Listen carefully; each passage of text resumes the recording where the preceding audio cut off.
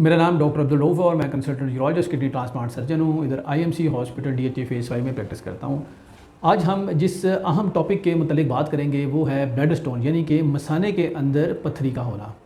मसाने के अंदर पत्थरी की अगर हम वजूहात की बात करें तो ये दो किस्म की होती हैं, प्राइमरी ब्लड स्टोन और secondary blood stone. Primary blood stone वो पत्थरियाँ होती हैं जो कि गुर्दे में बनती हैं, लेकिन वो बज़रिया यूरेटर मसाने के अंदर आ जाती हैं। अमूमी तौर पर ये पत्थरियाँ छोटे साइज़ की होती हैं। और जो सेकेंडरी ब्लड स्टोन होते हैं ये जो मसाने की रुकावट की वजह से बनती है। मिसाल के तौर पे मसाने की रुकावट न्यूरोजेनिक ब्लैडर की वजह से हो सकती है, या मोस्टली जो हमने अपनी क्लिनिकल प्रैक्टिस में देखा है प्रोस्टेट इनलार्जमेंट की वजह से भी ब्लड स्टोन्स बनते हैं।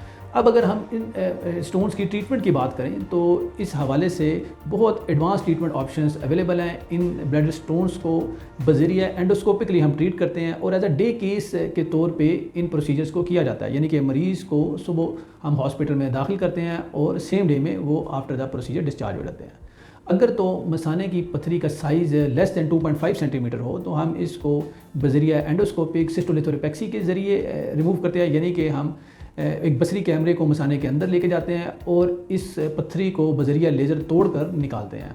अगर मसाने के पत्थर का साइज़ 2.5 सेंटीमीटर से बड़ा हो तो इस सूरत हाल में हम एक ऑपरेशन, वो भी मिनिमल इन्वेसिव होता है लेकिन उसको परक्यूटेनियस रूट से किया जाता है, जिसको PCCL कहा जाता है। और इस तरीके इलाज में वो पत्थरियाँ जो कि बड़े साइज़ की हैं मुकम्मल तौर पर एक बहुत छोटे से इंसी लेस दैन 1 सेंटीमीटर इंसिजन से हम निकाल लेते हैं। सो अगर आपको भी ब्लैडर स्टोन्स का प्रॉब्लम है तो बिल्कुल भी परेशान होने की ज़रूरत नहीं है। आप किसी भी मुस्तनद यूरोलॉजिस्ट से रब्ता कर सकते हैं और बज़रिया एंडोस्कोपिकली मिनिमल इन्वेसिव तरीका इलाज को अपना के बर वक्त इलाज करा सकते हैं। Thank you.